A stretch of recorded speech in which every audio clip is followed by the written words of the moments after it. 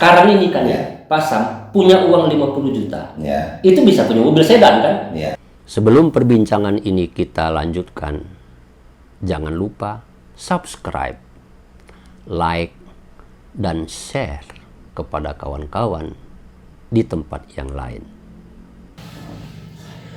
Bismillahirrahmanirrahim. Assalamualaikum warahmatullahi wabarakatuh. Waalaikumsalam warahmatullahi wabarakatuh.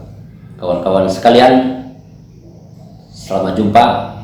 Hari ini saya ingin melanjutkan ngobrol dengan Pak Syamsuddin. Saya ingin melanjutkan obrolan kita pada waktu yang lalu. Oke.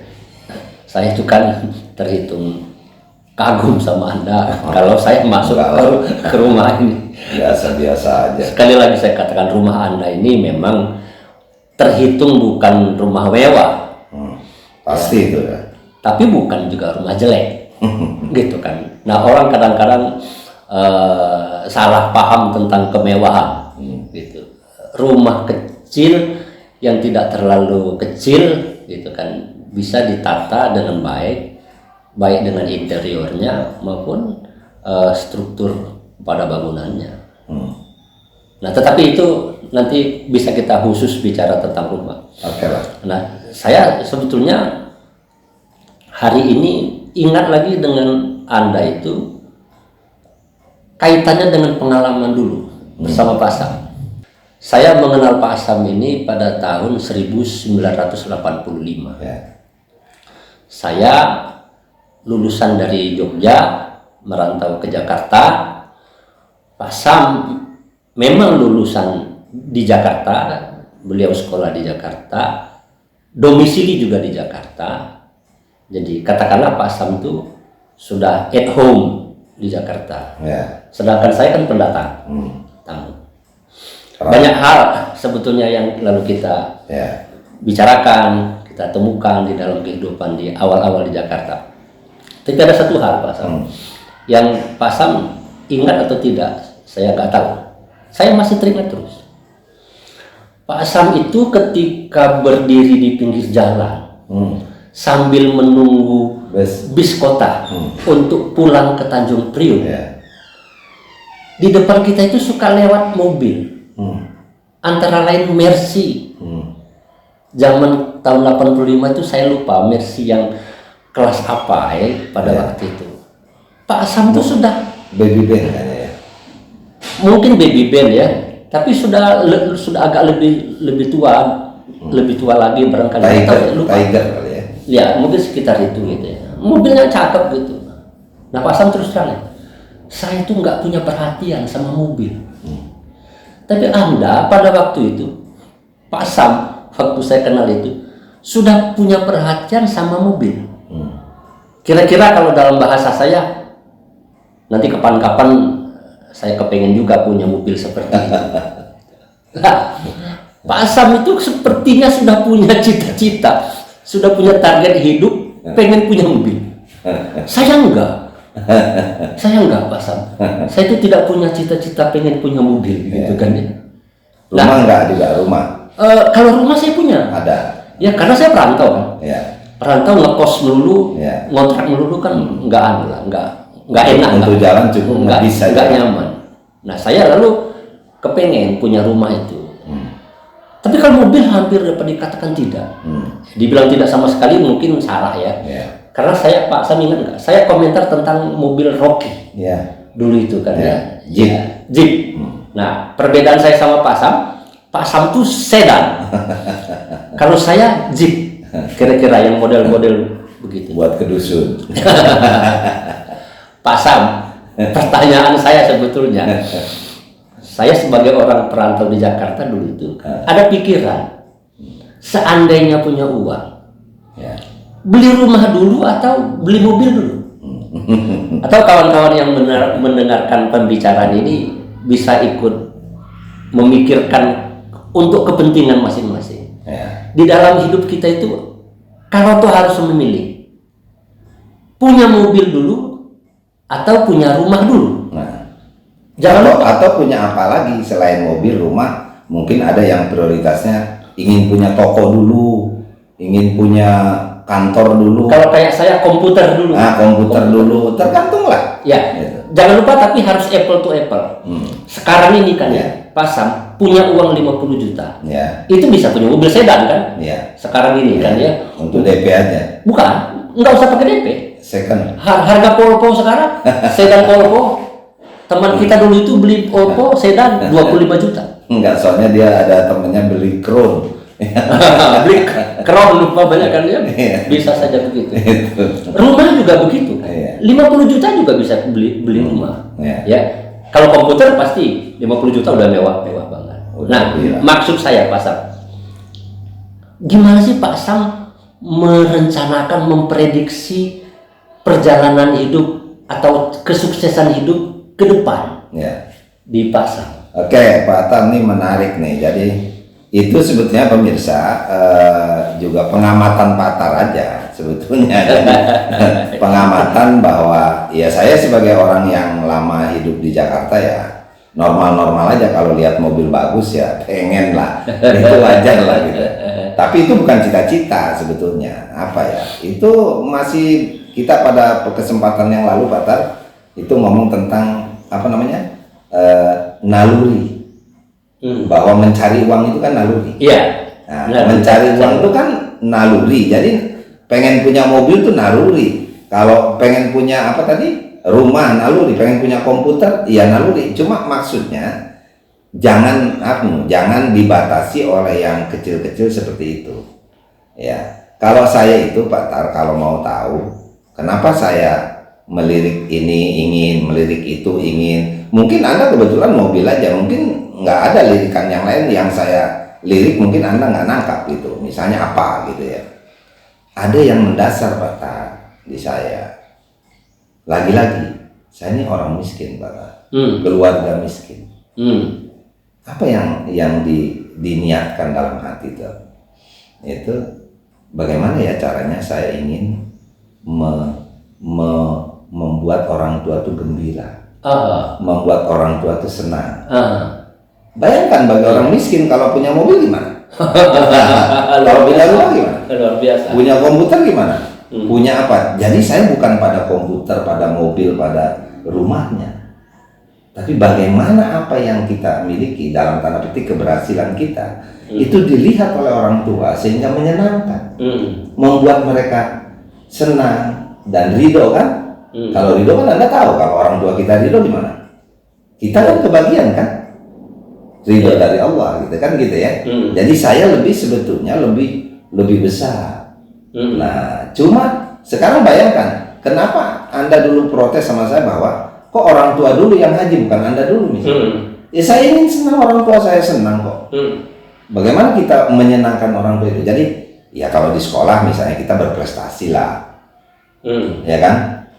Kan orang tua senang dong lihat, oh Tarmizi, oh Samsudin gitu, misalnya gitu ya, juara 1, bintang pelajar gitu kan, senang sekali kan, gitu. Nah, makanan ini apa, mohon maaf, jadi hal-hal yang menyenangkan itu apa sih? Kadang bersifat materi, kadang juga non materi, gitu kan. Dengar anaknya tinggal di dusun, berakhlak segala macam, orang tuanya merantau di kota, dengar gitu kan senang tuh. Anak-anaknya berakhlak mulia, berakhlak bagus, nggak seperti teman-temannya waktu di Jakarta misalnya gitu. Ya, tapi Anda sebagai orang Jakarta, bukankah Anda terjebak dengan materi? Itu dia yang saya selamat dari itu. Justru saya tidak ingin terjebak dengan materi itu. Justru saya ingin selamat dari persoalan jebakan-jebakan yang seperti itu. Karena sehingga saya tidak bisa dibilang saya punya cita-cita beli mobil. Enggak, bukan itu. Anda menggunakan orang tua sebagai katakanlah instrumen yang menggerakkan saya agar saya berbakti kepada kedua orang tua ini. Materi tapi peruntukannya bukan berhenti di materi itu saja. Atau yang kecil kan, kita mau datang ke tempat orang tua kan, yang bagus kan kita nenteng. Bawa apa kek? Anda tahu kan yang saya bawa? Jangan tangan kosong. Yang dia senang. Dia senangnya apa dia? Misalnya, oh martabak, kita beli martabak. Jangan dia senang martabak kita beliin pizza. Pernah saya kan gitu, wah ini enak nih, orang tua kita dikasih apa? Kentucky, apa ya? Ini terpaksa menyebut merek kan ya? Bukannya senang malah kita diledekin, ini makanan apa katanya gitu. Karena bukan selera dia. Kan gitu. Jadi bukan pada mobilnya, bukan pada rumahnya, bukan pada komputernya, bukan pada hal-hal yang materialistis. Bagaimana menyenangkan orang tua itu? Jadi kalau kita datang ke orang tua itu jangan punya pandangan, oh nggak bawa apa-apa, nggak apa-apa. Oh nggak bisa. Yang penting badannya datang. Nggak bisa. Gitu nggak kan bisa ya? gitu. Mungkin pada dasarnya benar ya, barangkali gitu kan ya. Ibaratnya Anda sendiri udah bilang barangkali. Ibaratnya begini Bang Sasan, kalau memang nggak punya duit sama sekali. Dan kita ini sekarang udah tua-tua semua.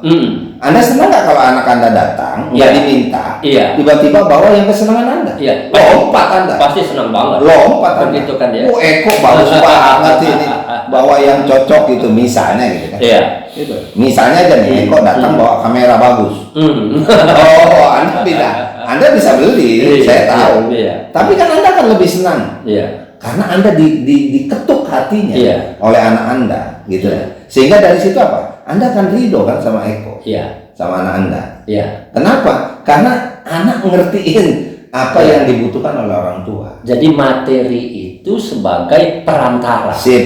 Sifatnya gitu ya. Sarana ya. Sarana untuk membahagiakan orang tua gitu kan, atau yang lain-lain lah. Nanti kita. Jadi Pak Sam berarti Anda tidak pernah dulu tuh punya cita-cita pengen punya mobil? Enggak. Loh, kok akhirnya saya lihat Anda punya mobil banyak? Itu semua. Bagaimana nggak senang? Oh Samsudin sekarang mobilnya banyak. Gimana sih? Lah dia kan satu aja susah. Sekarang kita lihat anaknya begini. Waktu saya ngambil rumah di sana kan nama Anda juga. Betapa ibu saya senang sekali. Anda tahu itu beli rumah buat siapa? Ya memang buat saya yang dulu yang nempatin saya. Tapi ibu saya senangnya setengah mati. Waktu Anda mau beli rumah yang tingkat, itu Anda bawa ibu Anda ke rumah saya, gitu kan dia. Pikir saya apa urusannya ini sebetulnya. Jadi waktu itu Anda pengen menyenangkan orang tua dan meyakinkan kepada saya bahwa Tarmizi mendukung ini kesuksesan bersama. Itu sih. Jadi orang tua luar biasa anunya, senangnya gitu. Saya nggak bisa apa-apa. Jadi mohon maaf karena kita manusia itu kan hubungannya dengan sarana tadi yang sifatnya material itu. Tapi saya bukan ke situnya gitu. Coba bayangkan sekarang, mohon maaf ya, setelah orang tua nggak ada misalnya, itu semangat itu kan berkurang. Gitu. Dan juga Anda usia juga sudah tambah kan. Tapi misalnya ada, lah kan lain juga. Saya masih punya mertua. Bagaimana mertua saya itu sampai bilang, kamu jangan meninggal duluan, urusin saya dulu. Begitu tingginya kepercayaan mertua itu ke saya, ke mantunya gitu. Kok nggak ke anaknya gitu? Anaknya kan banyak, tapi dia bilang, kamu jangan meninggal dulu, urusin ini katanya. Nah ini bukti bahwa kita tuh memanfaatkan terus itu. Artinya bila perlu kalau ada mobil baru, seri baru, yang lebih mahal lagi, beli aja. Beli aja. Nah, Pak Sam, ini kaitannya dengan anak-anak muda, anak-anak kita lah, zaman sekarang. Kalau harus ada pilihan, beli mobil dulu atau beli rumah dulu? Saya sarankan beli rumah dulu. Kenapa rumah? Ya kita kan bicara sandang pangan papan. Sandang pangan papan. Sandang pangan papan. Sandang umumnya kita sudah lah. Ya biasalah. Beli pakaian, beli apa segala macam gitu. Artinya orang pasti bakal melindungi badannya dari cuaca, kesehatan dan lain sebagainya. Dan pandangan orang. Pangan memang kebutuhan asasi. Pasti. Makhluk hidup ya harus ada. Istilah kata mati kalau nggak makan. Nah itu dia. Ini papan, bukan mobil, bukan apa yang disebut itu sandang, pangan, papan. Berarti papan itu kan harus diprioritaskan. Siapapun dia, generasi manapun dia, mau milenial, mau Z, baby boom, semua itu harus ke rumah dulu. Jangan udahlah rumah ngontrak aja misalnya gitu. Yang penting punya mobil, nggak bisa begitu. Nggak bisa begitu. Punya mobil nggak punya garasi gimana? Kawan-kawan sekalian, demikianlah obrolan bersama Pak Samsudin. Obrolan ini akan kita teruskan pada lain waktu, pada kesempatan yang akan datang. Ya. Jangan lupa subscribe. Channel ini akan menjadi semakin baik apabila kawan-kawan semakin banyak mendukung. Terima kasih. Wassalamualaikum warahmatullahi wabarakatuh. Waalaikumsalam warahmatullahi wabarakatuh.